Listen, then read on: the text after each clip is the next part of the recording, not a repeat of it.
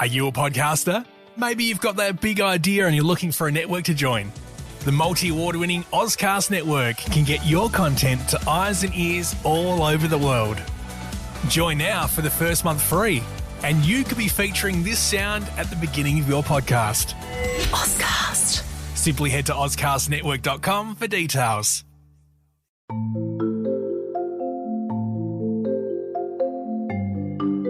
Thank you for downloading and listening to This Pathological Life. If you're interested in continuing the story, we have a second series called This Medical Life. Please download it and subscribe now. Dr. Travis Brown, why do we need a podcast called This Pathological Life? Every disease has its own story to tell. So we're going to tell them.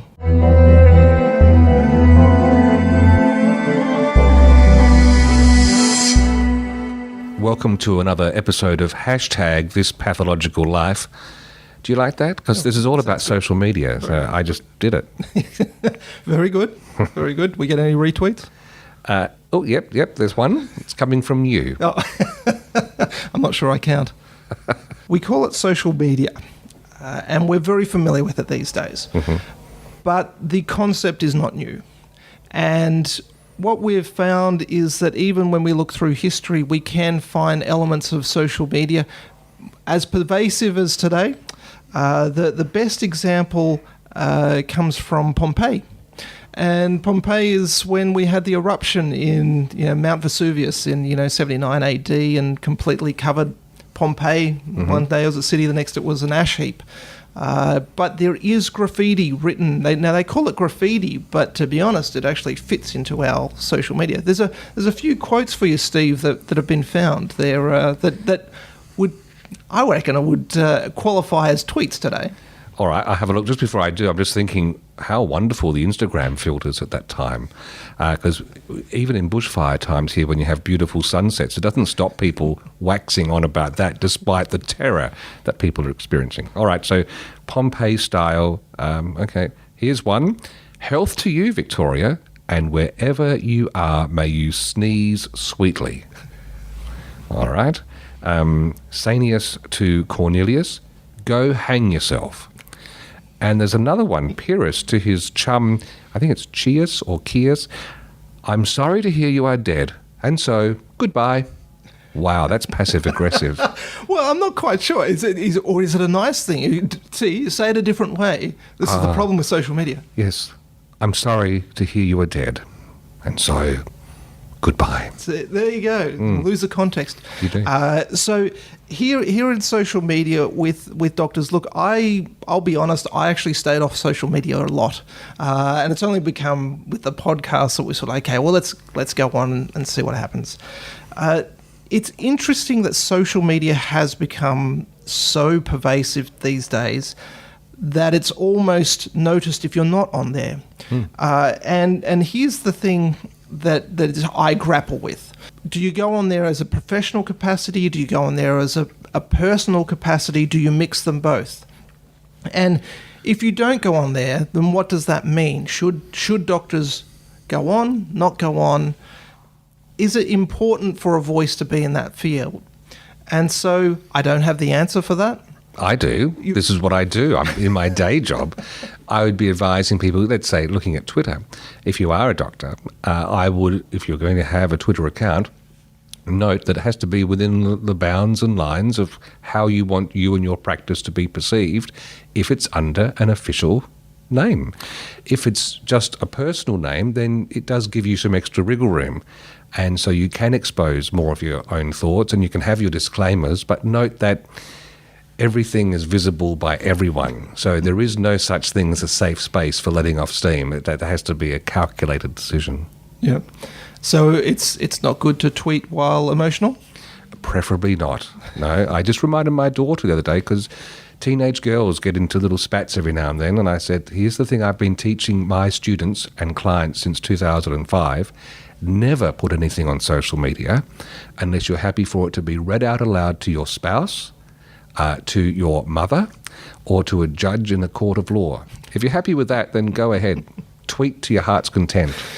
And so that brings us to what it is today. So I think it's important because it's important to have the voice of knowledge out there. I think it's important to be the counterbalance to some misinformation, and I think that's really useful.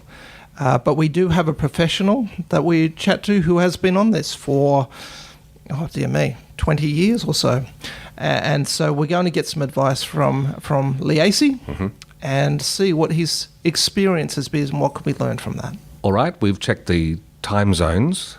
Let's get ready to talk to Lee Aase in America in just a moment.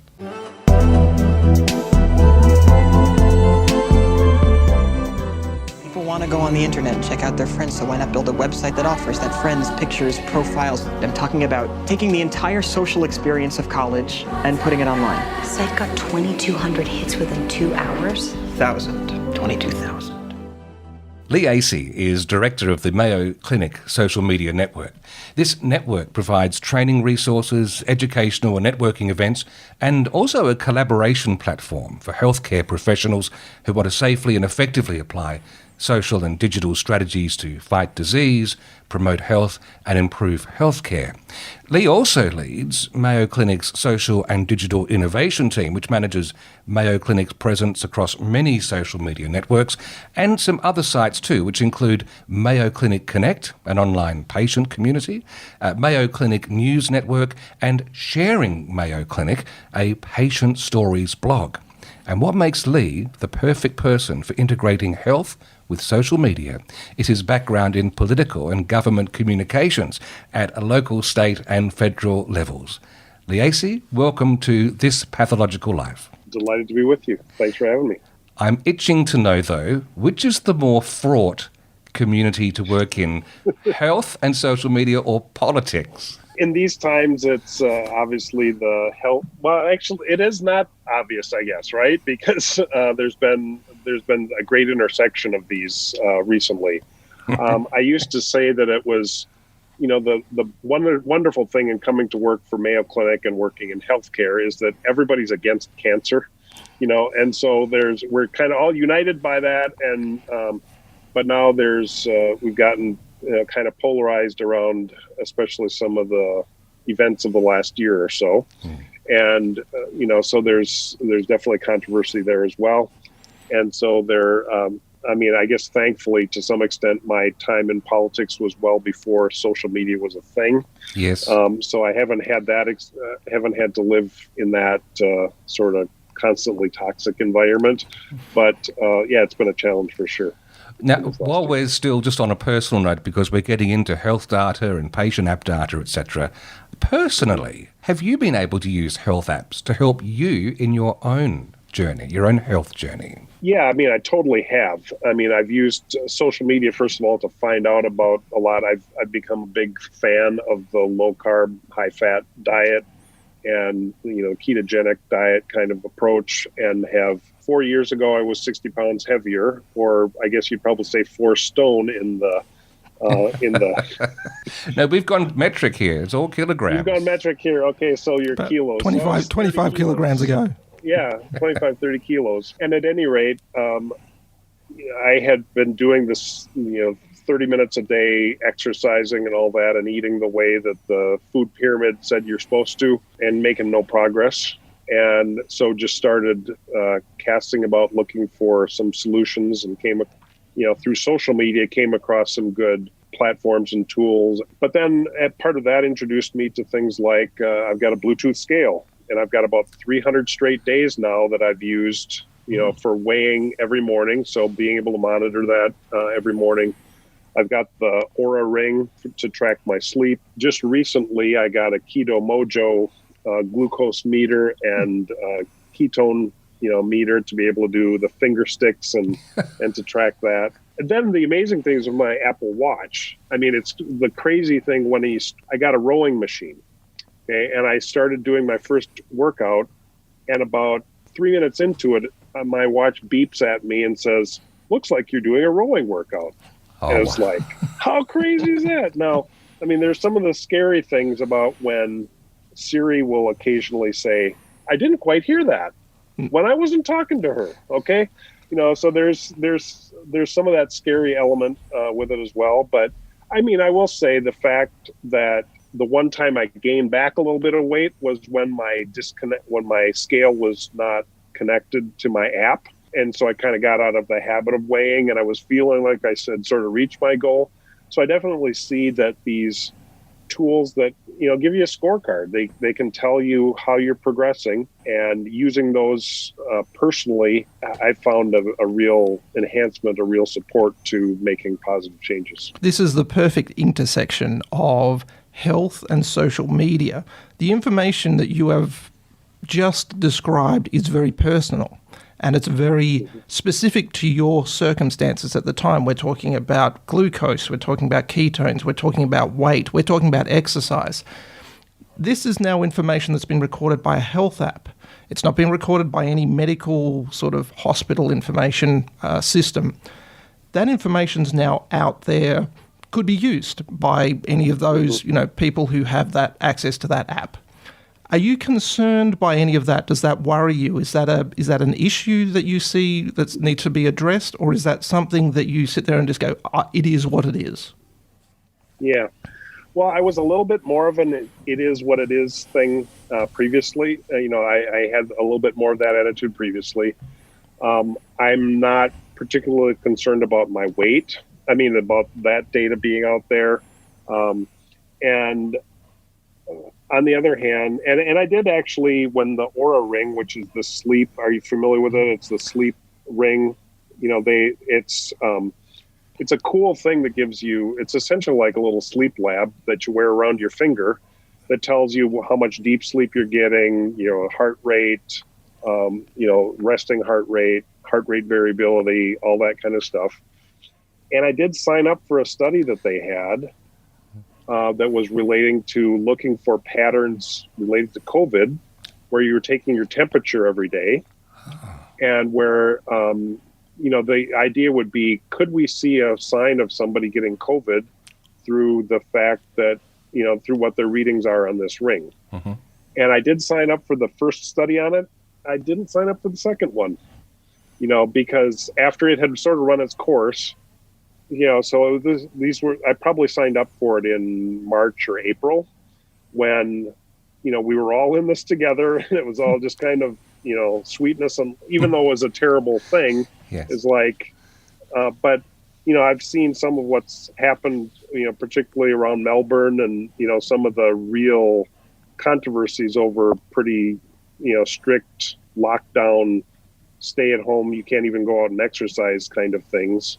And so I do have concerns. So to the point that in my latest iOS update, yes, they had a thing about how you can sign up to be notified if you may have had a COVID exposure. Oh, I didn't sign up for that. I'm just like, so I'm a little bit concerned, a little bit nervous about if they're going to be collecting data passively on my location, and did my phone come into proximity with somebody else who may have had COVID. And so first, for a lot of reasons, I'm supplementing vitamin D. I'm really healthy. I feel really strong that if I were to come into contact with somebody with COVID, I'm not one of those invincibles, but I think I'll do fine. I'll be okay. And I don't want to be in a lockdown position for 14 days because my phone was close to somebody else's phone who had, a positive COVID test. That just, there's definite concern. So being like Australia, sometimes with regards to our legislation, we're still grappling with the internet as a regulatory, area.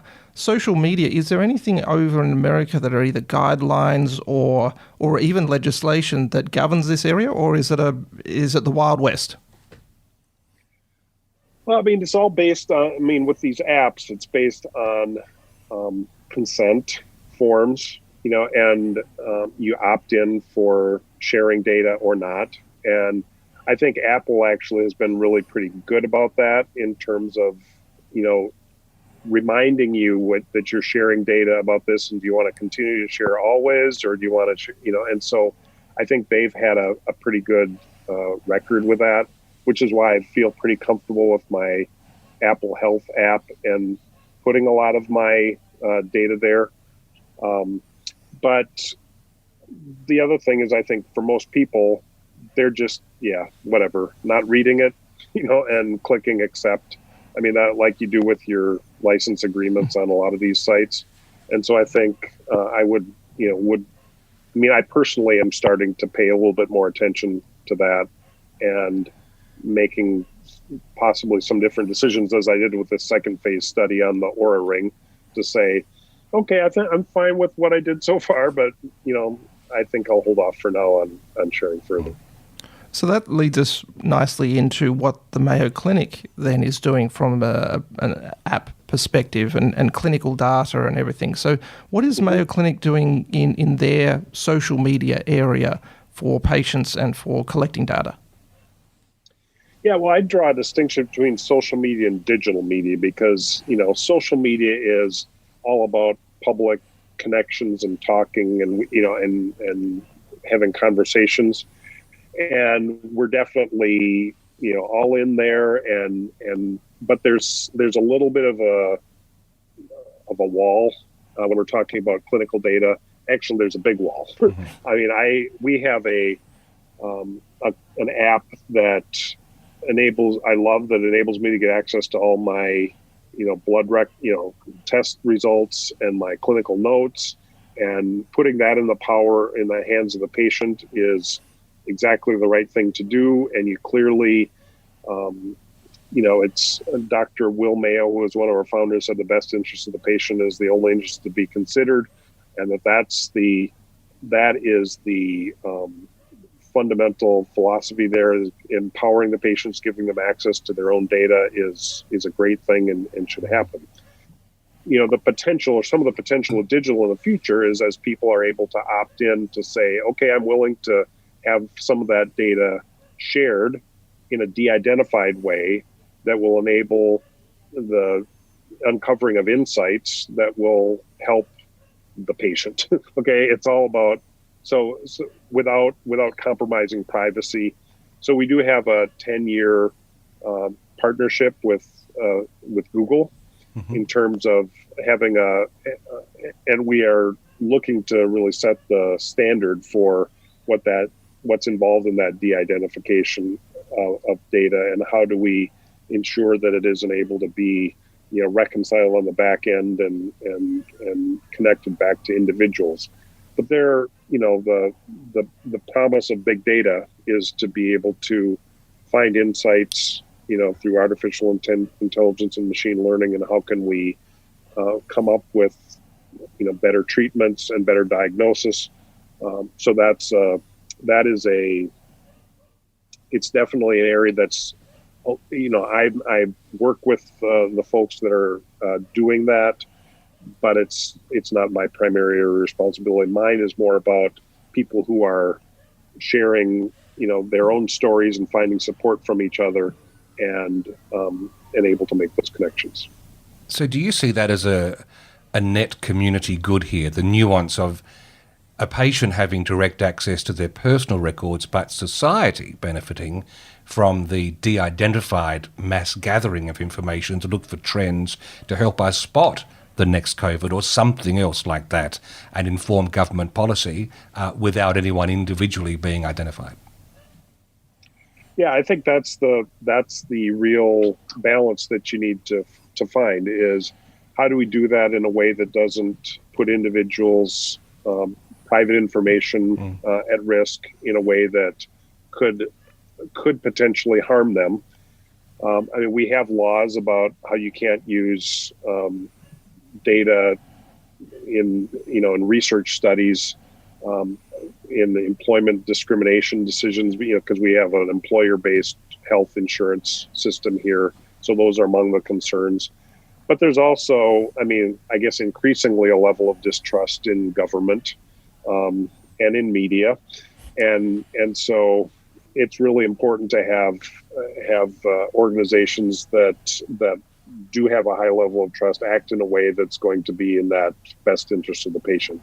But I do see that if you can spot trends that would be would enable you to make a different decision that's for the benefit of that de-identified patient, that says, hey, this is something that you're at risk of something here, and we can get you the information that would enable you to make a better treatment decision.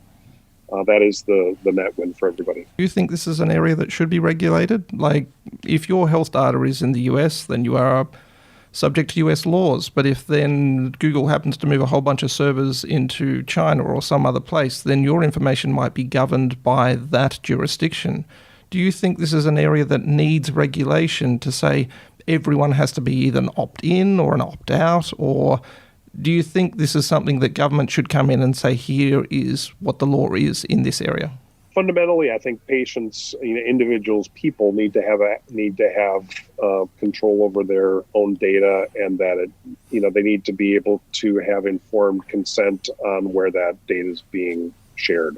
So as we get into multinational kinds of, because obviously Google and all these other large organizations span the globe. Well, we've seen that already with the data privacy, the GDPR happening in the UK, that there have been significant implications that we've had to deal with Mayo Clinic in making sure that we're giving people the opportunity to control their browsing data. So their health data should be no less secure. And is there a rule of thumb then, a heuristic, if you like, that you'd share with patients as they make the decisions you were talking about? Do I wear this ring? Do I opt into this study? Do I not? From a personal as well as a Mayo Clinic perspective, is there a set of guidelines to say, well, here's how you might make that decision? I don't want to speak on behalf of Mayo Clinic for this because, I can just speak for myself personally. Mm-hmm. I think it has been an evolving thing. Like, I used to be less concerned about Facebook and it's advertised. Like, I liked the fact that they would they would show me ads for Stevie Wonder concert tickets because I like Stevie Wonder, and I had an opportunity then to go see Stevie Wonder. That's a cool thing. When it gets into some of that, personal health information, there's with all the recent controversy around, or relatively recent controversy around Facebook, that's a concern now, even on the browsing history. My point on it is, if it's, I think the level, you need to make a trade-off. You need to make a decision of what value am I getting out of this that is going to help me better manage my own health and take charge of it. That's where that weight thing makes a ton of sense to me. And I know that there's a server out there that has all my weight readings for the last 300 days. I don't see anybody using that in a really negative way, against me.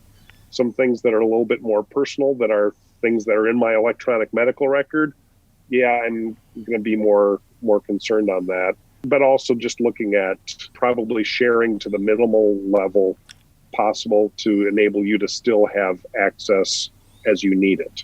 The beauty of when I get a new iPhone is that I can go to iCloud and I don't have to wait, and I don't have to manually transfer everything over because it's out there in the cloud. Mm-hmm. And the potential risk is that it's out there in the cloud as well. So that's where, again, depending on just how medically serious and potentially discriminating it is, that's where I'd be. I wouldn't want to put my 23andMe values out there necessarily. Can I change just a little bit then to social media? So again, this is an area, I think, even just from my experience of this, that the US is a little bit more free with regards to going onto social media and discussing information and, sharing a little bit more. Just from my personal experience, it seems to be, Australia seems to be a little bit more reluctant. As I say, just as a rule of thumb, this is only my sort of perspective. Is there guidelines that you recommend for doctors on social media? Is there a best practice of how doctors should behave on social media? Yep. Well, that's part of why we created what's now the Mayo Clinic Social Media Network. It's created in 2010, became the Mayo Clinic Social Media Network in 2015. first of all, to help provide guidance to our physicians on how to, best operate in this environment, and also to be a resource, for patients and prospective patients on how they might think about engaging in social media. Yeah, we've developed some guidelines for our Mayo Clinic staff that we first published in 2009, and that we've sort of evolved over time. We developed some CME accredited, continuing medical education accredited training that enables physicians to think through, what the parameters should be and how they might consider doing this. And then in addition to using the platforms like Facebook and Twitter and LinkedIn and putting in appropriate privacy settings and YouTube and others like that, we've developed a standalone network of itself that you mentioned in the introduction, the Mayo Clinic Connect, as a patient-to-patient community, where all we require is a username that can be just a screen name and an email address to be able to then have much freer conversations without concern about disclosure or people being able to map it to your identity, and with no advertising sold against it or anything like that. It's just a community that now has 65 or 70 different disease and condition related groups where patients can support each other and do it in a way that, Mark Zuckerberg doesn't have access to their data, and that they're not going to have things, sold against it. So providing a spectrum of options, where we've used some private Facebook groups and secret Facebook groups as, because those are patients. I mean, there's a real thirst, especially among patients with a rare disease or condition, who doesn't have somebody who lives within 20 kilometers of them. See how they use that metric lingo there? Pretty good, huh? But within 20 kilometers who has or even 100 kilometers, who shares that same condition, but they're looking for, so what did you do? Or how do you deal with this kind of issue? Personally, I have celiac disease, and so I can learn a lot from our physicians and dietitians about finding gluten-free, about the importance of a gluten-free meal, and totally gluten-free diet. But when I'm in New York City, or back in the day when you actually traveled like that and could do that, and I'm looking for a gluten-free restaurant, being able to go on Twitter and say, hey, anybody got a good recommendation for a gluten-free pizza place? That's something where social media can play a really important role to crowdsource that information. It sounds invaluable, but I know there'd be some medical registrars and others listening going, well, this sounds good, but how do we protect ourselves if a patient gives another patient bad advice in this environment? That's, I suppose, where the reticence happens from the perspective of someone who is coordinating and facilitating this network. I mean, that's a potential concern, and we do our Mayo Clinic Connect community is moderated, so we do have both some paid staff moderation as well as then some mentors who are volunteers who we've deputized to help facilitate this. And so we have some pretty strong guidance, and rules about no selling in the community. This isn't for, on the other hand, we have a terms of use that people sign that they say, I recognize that this is not, medical advice that I'm getting here. I'm getting support from my peers, and that this isn't a substitute for medical advice. Yeah. The other reality, though, is that, yes, people do say wrong things in our community, and then the community helps to correct that and helps to provide the feedback. And the reality is that people are going to hear that in other places anyway. It's going to be said out there. There will be bad information on the internet. It's a rule. It has to be that way. But having a place where it can be said, and then also it's not just taken down immediately and saying, oh, no, that's wrong, but engaging and having other smart, informed e-patients, contributing and giving that, guidance. Having a good community vibe is what's really important, where people are there for mutual support, and they really value that. Just finally, if we've got medical students and doctors in training, registrars listening, if they're considering getting onto social media and saying, look, let's get onto Facebook and Twitter, what's your recommendations about what they shouldn't do as in that environment? With the training that we've developed and with the resources we have, we've got some guidelines that are enabling people who are the trainees who've got familiar with social media, but they're just brand new doctors. So say, okay, how do I act professionally, in this space? And then we also have resources for our well-established doctors who say, yeah, well, I know how to be professional, but I don't have any clue about Twitter and how that works. And so giving them the resources to learn the platforms. And so that's where our Mayo Clinic social media network at socialmedia.mayoclinic.org is intended to be that learning space where, and it's also a community of its own. It's, where people can get guidance, where they can ask questions about what others are doing. It's important to maintain private, appropriate professional distance and privacy settings. So we really recommend that doctors shouldn't be friends on Facebook, for instance, but you can interact in groups in Facebook or on pages, where that you're not sharing more of your personal information as a physician with the patients. But like on Twitter, you've got a 160 character bio, you've got that basic profile. It's a much more public kind of thing. And I think people recognize that that's more like a radio show or, dare I say, podcast. Yeah. It's a public communication education forum. And so to really treat it that way, to say we don't practice medicine. So the big picture thing is we're not practicing medicine online. What we are doing is educating and sharing general health information. And then when it comes time to have that doctor-patient relationship, we do that through the secure portals. As a non-doctor, I love the fact that doctors are able to make use of your Mayo Clinic social media network and get training, because I think we need more doctors out mixing with us to help correct ideas. My only criticism is that network wasn't open to allow, say, former presidents of the USA to take social media training. That would have been perhaps wonderful for all of us had that been the case. You don't have to respond to that. But thank you, Lee Aase, for taking time out to have a chat with us. And is there any last place you'd suggest we go to have a look on social media to maybe follow accounts of interest or get involved?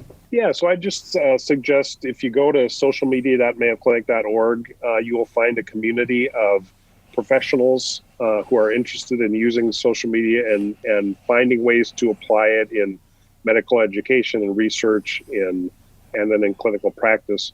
And it really is a great community.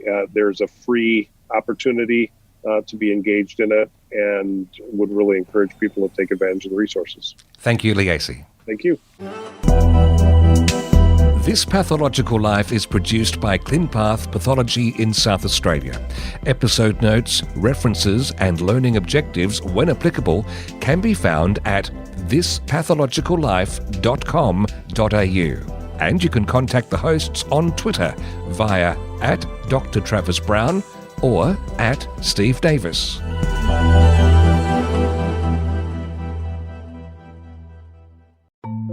Thanks again for listening, and just a reminder, if you haven't done it yet, have a quick search in your podcast app for our second series, This Medical Life.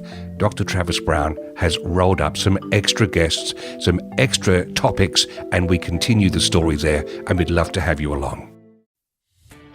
Are you a podcaster? Maybe you've got that big idea and you're looking for a network to join. The multi-award-winning Ozcast Network can get your content to eyes and ears all over the world. Join now for the first month free, and you could be featuring this sound at the beginning of your podcast. Ozcast. Simply head to ozcastnetwork.com for details.